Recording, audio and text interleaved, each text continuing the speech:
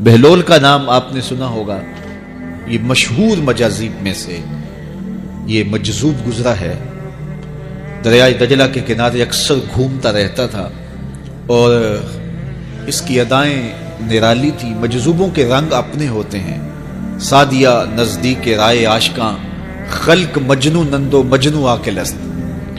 تو لوگ انہیں بے وقوف کہتی ہے، لیکن اہل عقل اور اہل تصوف انہیں دانا کہتے ہیں۔ اس لیے بہلول دیوانہ کہا جاتا تھا، لیکن بہلول دانا کہتے ہیں اہل خرد، کہ اصل حقیقی عقل تو ان کے پاس ہیں جو در محبوب تک پہنچ گئے۔ راس الحکمہ تے مخافت اللہ، حکمت اور دانائی کا سرچشمہ اللہ کا خوف ہے۔ تو جس کو اللہ کا خوف جتنا زیادہ ہوگا وہ اتنا زیادہ دانا ہوگا۔ تو یہ لوگ اسی راستے کے مسافر ہوتے ہیں، اور کسی تجلی کے وفور سے شیشہ عقل ٹوٹ جاتا ہے تو پھر ان کی کچھ حرکتیں غیر مرتب ہو جاتی ہیں، تو لوگ سمجھتے ہیں یہ دیوانے ہو گئے ہیں۔ اصل تجلیات کے وفور سے ان کے ہوش ٹکانے نہیں رہے، لیکن ان کے دل پر وہی تجلیات منعکس ہوتی رہتی ہیں، تو انہیں دیوانے کہہ دیا جاتا ہے۔ لیکن حقیقت میں یہ دانا ہوتے ہیں۔ ان کے اندر کی دنیا مرتب ہوتی ہے، لیکن باہر کی دنیا غیر مرتب ہوتی ہے۔ اٹھنے بیٹھنے کا کبھی پتہ نہیں ہوتا، کھا لیا تو لے لیا، نہیں کھایا تو دو دن گزر گئے۔ پہننے کو کچھ میسر آ گیا تو ٹھیک ہے، نہ میسر آیا تو کئی دن گزر گئے۔ تو ان کو اپنے ظاہر کا خیال نہیں ہوتا، ان کی نظر مشاہدہ جمال پہ ہوتی ہے، اور پھر یہ دنیا سے اور اپنے آپ سے بھی بے گانے ہو جاتے ہیں، اور لوگ انہیں دیوانہ کہہ کے پکارتے ہیں۔ ہارون رشید گیا نا قبرستان کے قریب سے گزرا تو وہاں بہلول بیٹھا ہوا تھا۔ یہ مشہور مجاذیب میں سے مجذوب اس کو کہتے ہیں کہ تجلیات کے وفور سے جس کا شیشہ عقل ٹوٹ جائے، اس کو مجذوب کہتے ہیں، اور لوگ اسے پاگل کہتے ہیں، لیکن اصل میں تو عقل مند یہ ہیں۔ تو بہلول بیٹھا تھا قبرستان میں، تو ہارون رشید گزرا تو بہلول نے توجہ نہ دی، تو ہارون رشید نے چاہا کہ میں اس کو دکھاؤں کہ میں محل کیا ہوتے ہیں، تخت و تاج کیا ہوتے ہیں۔ اس نے دعوت دی، بہلول آؤ نا ذرا بغداد میں، شہر کی رونقیں دیکھو، محلات کی زندگی دیکھو۔ تو حضرت بہلول نے جو جواب دیا بڑا خوبصورت تھا، کہا شہر والے سارے ادھر آ رہے ہیں، میں شہر کیا لینے جاؤں؟ تم مجھے شہر بلا رہے ہو، اور شہر والے سارے روز ادھر آ رہے ہیں، تم کندھوں پہ اٹھا کے روز انہیں ادھر لاتے ہو اور میں شہر چلا جاؤں۔ تو بادشاہ کی بولتی بند ہو گئی۔ یہ بہلول بھی اسی قبیلے کا فرد تھا، دجلہ کے کنارے مٹی کے گھروندے پاؤں پہ بناتا ہے اور انہیں مسمار کر دیتا ہے۔ وہ کبھی آپ نے دیکھا ہوگا کہ بچے ریت میں اپنا پاؤں رکھ کر کے اوپر سے ریت تھپک لیتے ہیں اور پھر پاؤں ہولے سے نکال لیتے ہیں، بچ جائے تو بڑے خوش ہوتے ہیں، اور جب کھیل ختم ہو جاتے ہیں تو اسے گرا دیتے ہیں اپنے ہاتھوں سے۔ بہلول بھی اسی شغل میں لگا ہوا ہے۔ بہلول یہ کام کر رہا ہے، گروندے بناتا ہے گراتا ہے، گروندے بناتا ہے گراتا ہے۔ بادشاہ گزرا، پوچھا بہلول کیا کر رہے ہو؟ ہنس کے کہا جنت کے مکان بنا رہا ہوں۔ کہا بیچتے ہو؟ ہاں بیچتا ہوں۔ کتنے کا؟ 10 روپے کا، سیل لگائی ہوئی ہے۔ بادشاہ مسکرا کے گزر گیا، دیوانہ ہے، مجنو ہے، اپنی موج میں لگا ہے۔ پیچھے سے ملکہ زبیدہ بھی آ رہی تھی، اس نے بھی دیکھا، کہا بہلول کیا کر رہے ہو؟ کہا جنت کے مکان بنا رہا ہوں۔ کہا بیچتے ہو؟ ہاں 10 روپے کا بیچتا ہوں۔ 10 روپے بادشاہوں کے لیے کیا ہوتے ہیں؟ 10 درہم نکالے، اس کو دیا، اس نے دریائے دجلہ میں پھینک دیا۔ فقیر اتنی دیر تک فقیر نہیں بنتا۔ داتا صاحب فرماتے جب تک مٹی کا ڈھیلا اور سونے کی ڈلی اس کی نظر میں برابر نہیں ہو جاتا۔ اور ایک مکان کے گرد، ایک وہ گروندے کے گرد دائرہ لگایا، کہا یہ تیرا ہوا۔ ملکہ گزر گئی، بادشاہ بھی چلا گیا، شام کو اپنے محل میں پہنچے۔ بادشاہ سویا، منظر جاگا کہ حشر کا دن ہے، پھر جنت کا منظر ہے، جنت میں بڑے بڑے خوبصورت مکان ہیں۔ ایک مکان تو بڑا ہی اچھا لگا، تو جی چاہا کہ اس مکان کو دیکھوں۔ تو جب قریب گیا تو دروازے پہ لکھا تھا ملکہ زبیدہ۔ شوق سے آگے بڑھا تو دربان نے روک دیا، کہا یہ ملکہ کا ہے؟ کہا وہ میری ہی ملکہ ہے۔ کہا دنیا کے ضابطے اور ہیں، آخرت کے ضابطے اور ہیں۔ بادشاہ کی آنکھ کھل گئی، بے چین ہو گیا، ملکہ کو بیدار کیا، کہا تو کون سا نیک عمل کیا ہے؟ میں نے جنت میں تیرا یوں مال دیکھا۔ ملکہ کہنے لگی وہی معمول کی نمازیں، وہی سب کچھ، کوئی نیا کام تو میں نے کیا نہیں۔ ہاں یاد آیا، کل گزر رہی تھی، دجلہ کا کنارہ تھا، وہ جسے لوگ مجذوب کہتے ہیں، وہ جو دیوانہ کہلاتا ہے، وہ بہلول، وہ جنت کے محل کہتا تھا، وہ بنا رہا تھا۔ میں نے کہا چلو کوئی بات نہیں، فقیر ہے، 10 روپے کیا ہوتے ہیں؟ تو میں نے 10 روپے کا ایک محل خریدا تھا۔ بادشاہ سر پکڑ کے بیٹھ گیا، وہ تو مجھے بھی کہتا تھا۔ میں دیوانے کی بات سمجھ کے گزر گیا. اگلے دن بادشاہ قصدن گزرا. جب قصدن گزرا نا تو دل دھڑک رہا تھا کہ کہیں مجذوب پھر آج مل جائے اور اسی موج میں ہو تو کام بن جائے. دیکھا تو بہلول وہاں بیٹھا ہوا ہے. آگے بڑھ کے دیکھا تو کام بھی وہی. بادشاہ پھر رک گیا, پوچھا بہلول کیا کر رہے ہو؟ اب دل دھڑک رہا تھا کہ مجذوب ہے, کوئی اور بات کہہ دے تو چلو اچھا ہو کہ وہی جواب دے دے. اس نے وہی جواب دیا, جنت کے محل بنا رہا ہوں. بادشاہ کا کچھ دل ٹھہرا, پھر کہا اچھا بیچتے بھی ہو؟ ہاں ہاں بیچنے کے لیے بنا رہا ہوں. بادشاہ ادھر جیب میں ہاتھ ڈال رہا ہے اور ادھر پوچھ رہا ہے کتنے کا؟ کہا آدھی حکومت لگے گی. کہا کل تو 10 روپے کے بتا رہے تھے. کہا کل تم نے دیکھا نہیں تھا, آج سودا دیکھ کے لے رہے ہو. اللہ تعالیٰ ارشاد فرماتا ہے انما تنذر من اتبع ذکر وخشی الرحمن بالغیب, جو ان ڈٹھے سودے کرتے ہیں, جو بغیر دیکھ کے کرتے ہیں. کہ مزار پہ حاضر ہوا تو حضرت جنید بغدادی اور حضرت شیخ شبلی کے مزار پہ, حضرت ذنون مصری کے مزار پہ اور دیگر مزار, یہ سارے دجلہ کے کنارے واقع ہیں. تو وہاں بچے کھیل رہے تھے. تو ہم نے ان بچوں سے پوچھا کہ یہاں کوئی اور مزار بھی ہے؟ تو انہوں نے اشارہ کر کے بتایا کہ آپ اس سمت جائیں تو آگے بہلول دانا کا مزار ہے. تو شوق تھا تو ہم وہاں گئے تو بہلول دانا کا مزار تھا, باہر لگا ہوا تھا بورڈ. تو شکستہ سا مزار تھا, ہم اندر داخل ہو گئے. تو میں نے بہلول دانا کی قبر دیکھی کہ اس کی قبر کے اوپر جو غلاف پڑا ہوا تھا وہ بھی آدھا تھا اور پھٹا ہوا تھا.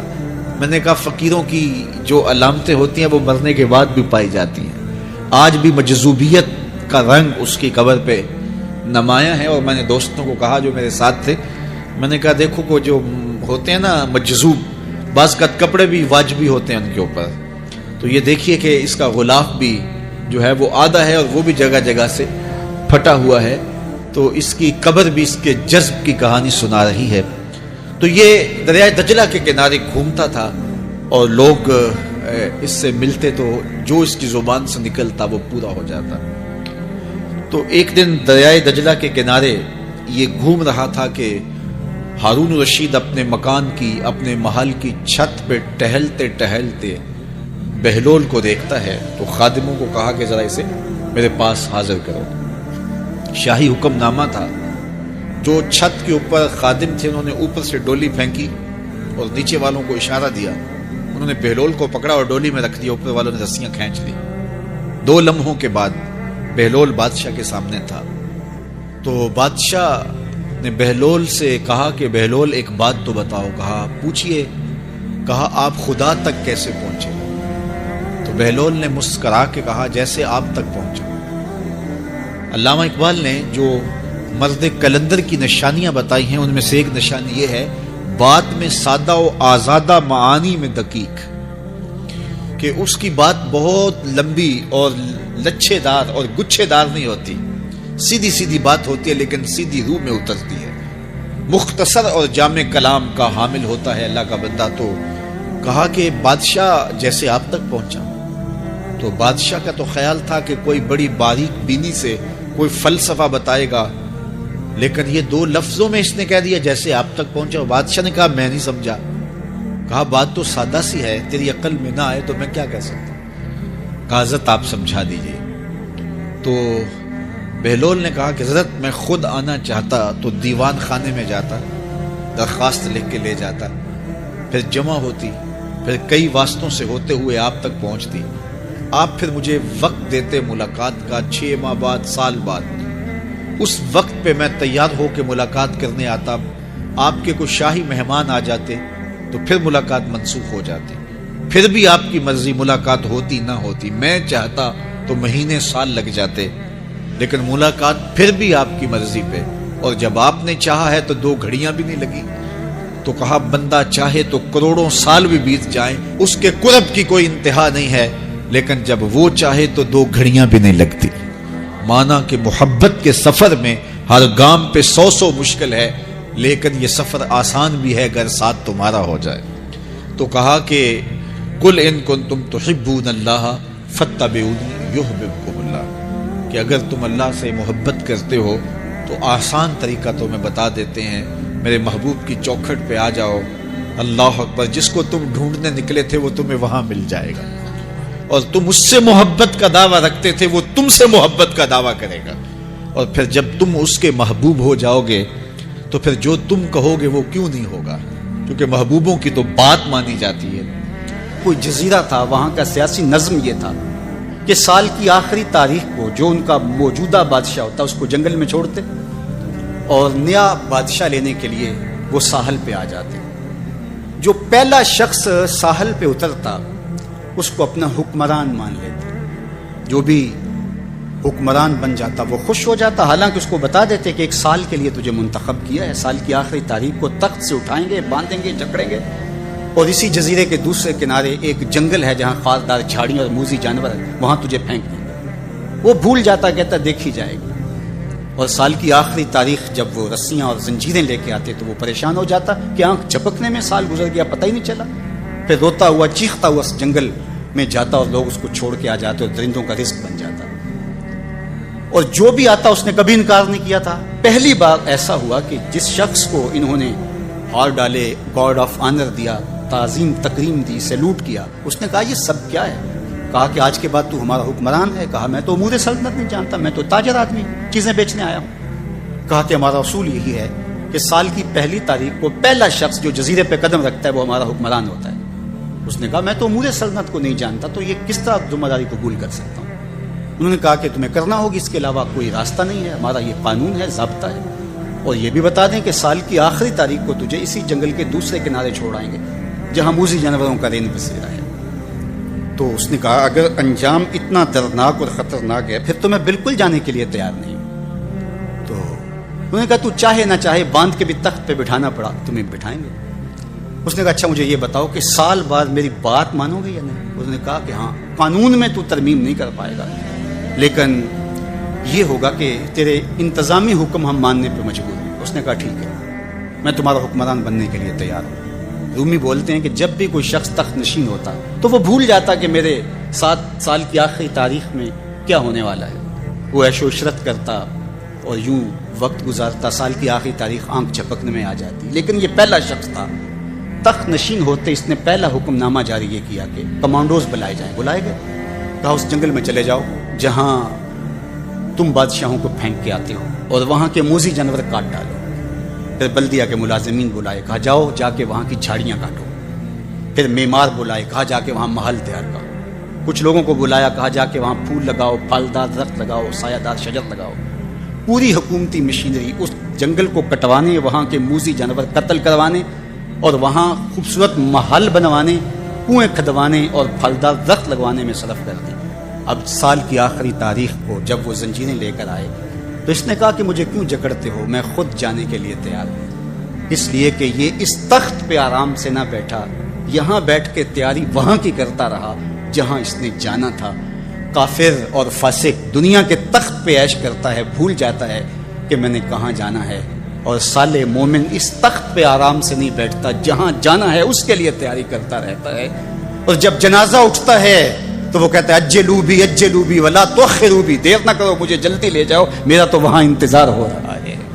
اور پھر جب وہ وہاں پہنچتا ہے تو القبر روضۃ من ریاض الجنہ، وہ جنت کے باغوں میں سے باغ بن چکی ہوتی ہے، وہ سارے تھور، ساری جھاڑیاں، ساری آگ اور وہاں کے سارے بھڑکتے ہوئے شعلے بجھا چکا ہوتا ہے، اپنے اعمال کے لشکر بھیج کے۔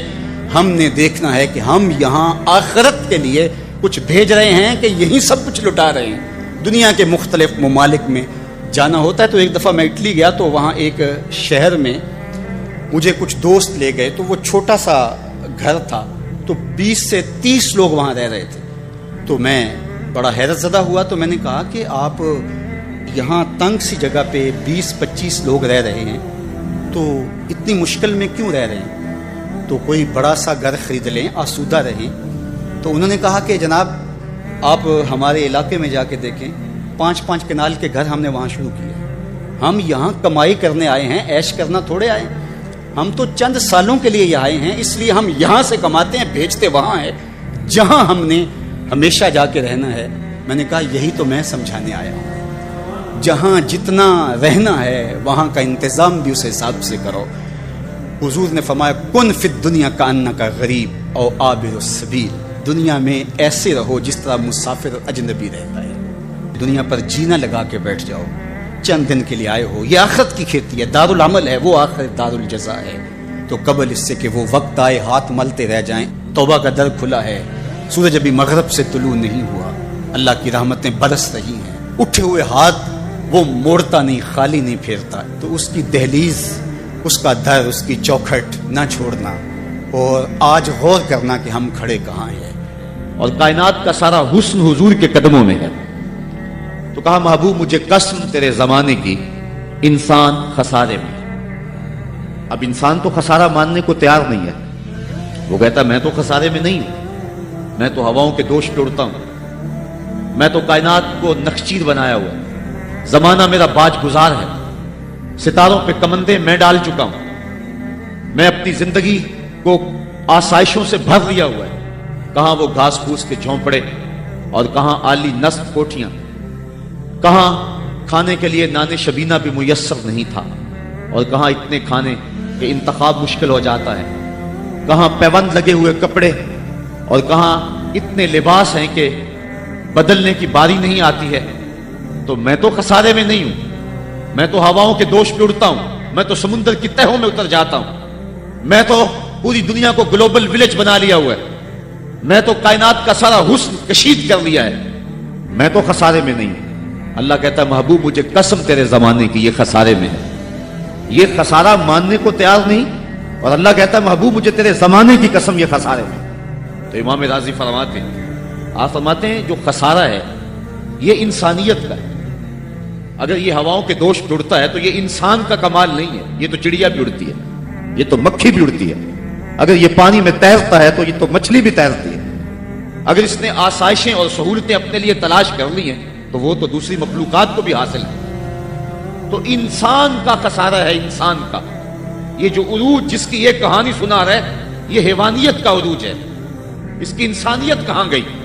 ہواؤں کے دوش پہ تو اڑتا ہے لیکن من کی دنیا سے تو نا آشنا ہے، یہ ستاروں پہ کمندے تو ڈال رہا ہے، ہمسائے کی تو خبر نہیں سے، یہ دنیا کے اوپر بڑا باخبر شخص ہے لیکن اس سے جو ہے وہ اپنے من کی خبر بھی نہیں ہے۔ ہمارا نرم رو قاصد پیام زندگی لایا، خبر دیتی تھی جن کو بجلیاں وہ بے خبر نکلے، یہ تو من سے نا آشنا ہے، کہاں گئی اس کی انسانیت؟ یہ ہواؤں میں اڑتا ہے، اگر چاند کی چھاتی پہ قدم رکھ چکا ہے وہاں سے خاک لا کے دکھاتا پھرتا ہے کہ یہ میں نے جو چاند سے خاک جو ہے وہ اکٹھی کی تھی اور یہ دیکھو میں تمہارے سامنے رکھ رہا ہوں۔ تو زمین پہ پہلے تھوڑا بوجھ تھا کہ اور خاک لے آیا، انسانیت کو اس کا کیا فائدہ ہوا؟ یہ انسانیت کا عروج نہیں ہے، انسان تو خسارے میں ہے، انسانیت تو ڈوب رہی ہے۔ گھر کی آگ بجھی تو کچھ سامان بچا تھا جلنے سے، سو وہ بھی ان کے ہاتھ لگا جو آگ بجھانے آئے تھے۔ اس کی انسانیت کہاں گئی؟ یہ بھائی ہو کے بھائی کا گلا نہیں کاٹ رہا، کہاں گئی اس کی انسانیت؟ کہا محبوب مجھے قسم ہے تیرے زمانے کی، یہ خسارے میں ہے۔ اور قسم محبوب کے زمانے کی اس لیے فرمائی کہ محبوب کے زمانے میں انسان عروج پہ تھا، انسان نقطہ کمال پہ تھا۔ اس دور کا انسان دیکھنا ہو تو ابو بکر و عمر کو دیکھو۔ تو کہا محبوب مجھے قسم تیرے زمانے کی، یہ انسان خسارے میں، اگرچہ یہ ہواؤں کے دوش پہ اڑتا ہے لیکن اس کی انسانیت لٹ چکی ہے۔ اور اگر اس نے انسان دیکھنا ہے تو محبوب آئے تیرے دور میں۔ یہ تو بھائی بھائی کا گلا کاٹ رہا ہے، خون سفید ہو گیا، ایکسیڈنٹ میں جو بچ جاتے ہیں وہ مرنے والوں کی گھڑیاں اتارتے ہیں، اس کی تو حالت انسانی جو ہے وہ برباد ہو چکی ہے، لیکن حسن دیکھنا ہے انسانیت کا تو آئے تیرے دور میں۔ جب ایک شخص زخموں سے چور تڑپ رہا ہے اور کہتا ہے العطش، ہائے مجھے پیاس لگی ہے، ایک بندہ کہیں سے پانی کا پیالہ لیے اس کی پیاس بجھانے کے لیے آگے بڑھتا ہے اور اس کو پانی دیتا ہے اور وہ بھی ہونٹوں تک لے آتا ہے کہ دوسری طرف سے آواز آتی ہے العطش، تو یہ پیالہ اسی وقت پیچھے کر دیتا ہے اور کہتا ہے میرے بھائی کو شاید زیادہ پیاس لگی ہے، پہلے اسے دے دو مجھے بعد میں دینا۔ اور یہ جب اس کے پاس جاتا ہے اور وہ پانی پینے لگتا ہے تو تیسری جگہ سے آواز آتی ہے، یہ اسے پانی دیتا ہے تو چوتھی جگہ سے آواز آتی ہے، حتیٰ کہ 7 اشخاص کے پاس پانی لے کے جاتا ہے اور ہر ایک آگے ترجیح دیتا ہے، اور جب وہ 7ویں شخص کے پاس پہنچتا ہے تو پہلے کے کرانے کی آواز بڑھ جاتی ہے، یہ کہتا ہے پیچھے بھاگ پہلے اسے پانی دے، اور جب یہ پلٹ کے آتا ہے تو اس کی روح پرواز کر جاتی ہے، پھر دوسرے کے پاس جاتا ہے تو اس کی روح پرواز کر جاتی ہے۔ پانی کا ایک پیالہ اور 7 آدمی زندگی اور موت کی کشمکش میں، نزع کا عالم، اور ایک دوسرے کو ترجیح دے رہے ہیں. کہا یہ تھا حسن انسانیت کا. محبوب جو تیرے زمانے میں تھا، مجھے قسم تیرے زمانے کی، یہ انسان خسارے میں ہے. اگر خسارے سے بچنا ہے تو دامن محمد کا تھامنا ہو. الا الذین آمنوا کا بیان اس پہ گواہی دے رہا ہے. تو یہ انسان کا خسارہ ہے، انسانیت کا خسارہ ہے. شیخ زادہ نے بیضاوی کے حاشیے میں ایک اور خسارے کا پہلو بیان کیا حضرت علی المرتضی رضی اللہ تعالی عنہ سے.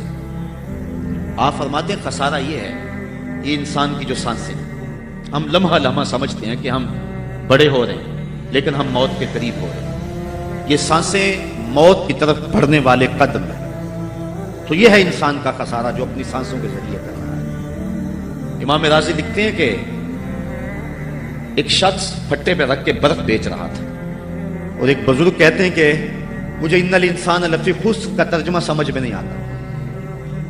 جب اللہ کرم نوازی فرمانے لگے تو پھر ہدایت کے سامان اس کے لیے بنتے چلے جاتے، اور جب کسی کی بہتری کا اللہ ارادہ نہ کرے تو اسے قرآن سے بھی ہدایت نہیں ملتی.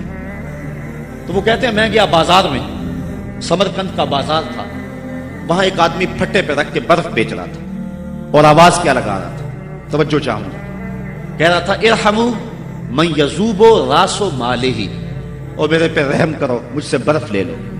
اگر تم نے برف خریدنے میں دیر کر دی تو میں کمائی کیا کرنی ہے، جو میں نے پیسے لگائے ہیں وہ بھی میرے لٹ جائیں گے، میرا راس المال بھی برباد ہو جائے گا.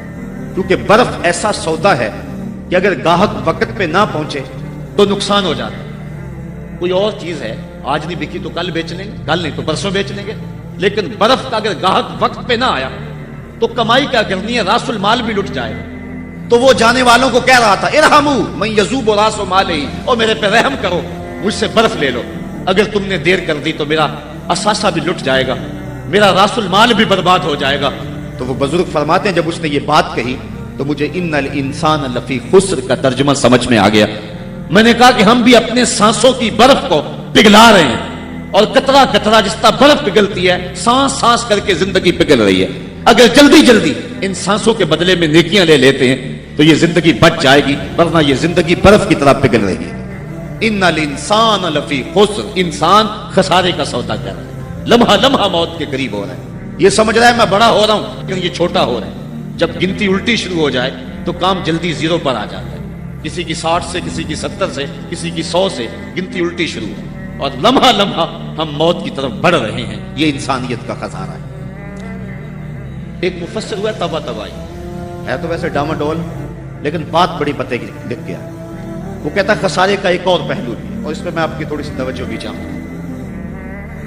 وہ کہتا ہے خسارہ یہ ہے کہ اللہ نے ایک شے کو ایک حسن دیا ہے تو دوسرے حسن سے اسے محروم رکھا ہے، تو وہ شے کہتی ہے کہ میں خسارے ہوں. اس کی مثال وہ کہتا ہے یہ پھول ہیں، ان میں خوشبو ہے لیکن روشنی نہیں ہے، اندھیرے میں آپ ان سے چراغاں نہیں کر سکتے. تو پھول کہیں گے ہم خسارے میں، ہمارے میں خوشبو تو ہے لیکن روشنی نہیں. چاند میں روشنی ہے لیکن اس میں خوشبو نہیں ہے، تو چاند کہتا ہے میں خسارے میں، کہ میرے میں روشنی تو بڑی ہے، میرے دم سے کائنات میں اجالے تو پھیل جاتے لیکن خوشبو نہیں ہے، میں خسارے میں. ایک بچہ کہتا ہے میرے میں بچپنے کی معصومیت تو ہے لیکن جوانی کا بانکپن نہیں ہے، لہذا میں خسارے میں. ایک جوان کہتا ہے میرے میں جوانی کا حسن تو ہے لیکن بڑھاپے کا تجربہ نہیں، لہذا میں خسارے میں. اور ایک بوڑھا کہتا ہے کہ میرے میں بڑھاپے کا تجربہ تو ہے لیکن اب بچپنے کی وہ معصومیت کا، وہ کاغذ کی کشتی، وہ بارش کا پانی. اور اقبال کہتا ہے، آپ کے شہر اقبال میں آیا ہوں، وہ کہتا ہے کہ جنبش زنجیر در سے لطف آتا تھا مجھے. وہ کنڈی بھی ہلتی تھی تو اس سے بھی لطف آ جاتا تھا. آج تو نغمے بھی نہیں نہ بہلاتے، لیکن اس بچپن میں کنڈی کے ہلنے سے بھی لطف آ جاتا تھا تو غم بھول جایا کرتے. وہ کیا کسی نے کہا تھا کہ اپنے جل جانے کا بھی احساس نہیں تھا، جلتے ہوئے شعلوں کو چھیڑا کرتے تھے. اب تو ایک آنسو بھی رسوا کر جاتا ہے، بچپن میں جی بھر کے رویا کرتے تھے، اب تو وہ رونے کا حسن بھی نہیں نہ رہا. تو کہا کہ میرے پاس بڑھاپے کا تجربہ تو ہے لیکن بچپنے کی معصومیت نہیں ہے، لہذا میں خسارے میں ہوں. ایک شب زندہ دار کہتا ہے کہ میرے پاس سحری کے آنسو تو ہیں لیکن علم کا بانکپن نہیں ہے.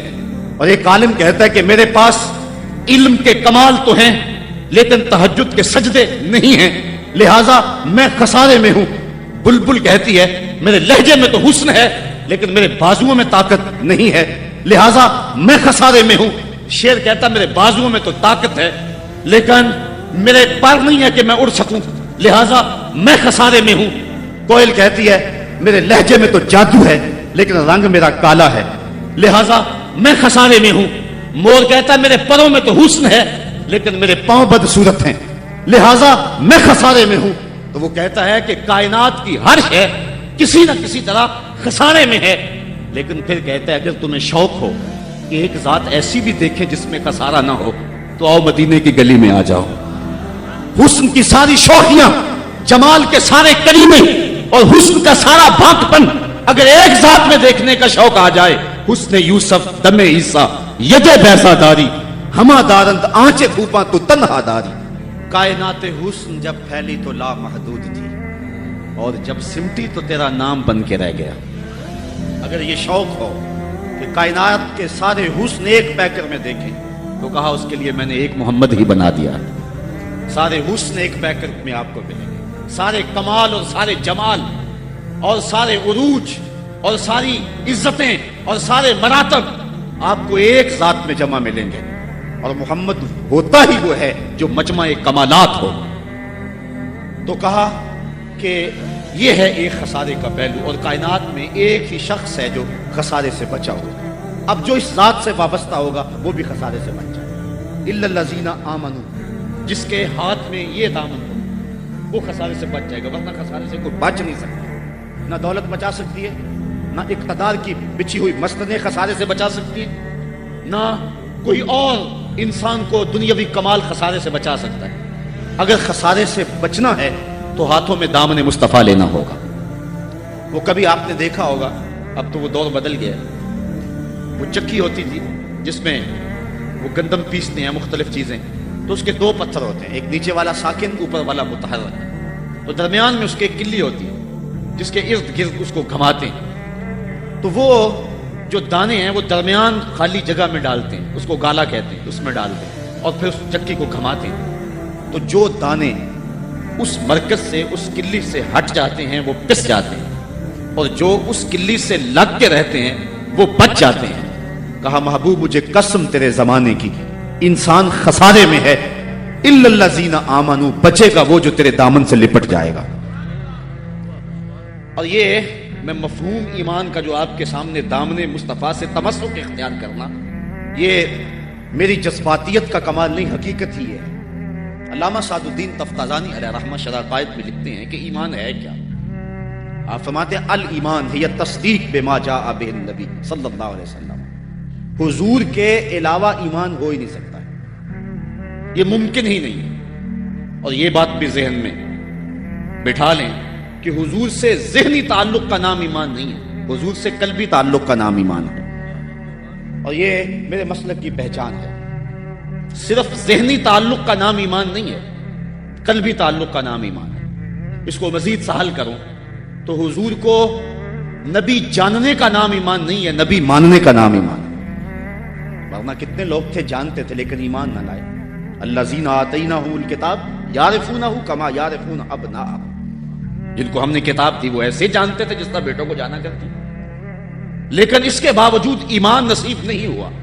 ایمان جاننے کا نام نہیں ہے, ایمان ماننے کا نام ہے. پھول کو بلبل جانتی نہیں مانتی ہے, اگر مانتی نہ ہوتی تو پھول کے گرد رقص سے بسمل کے تماشے نہ کرتی.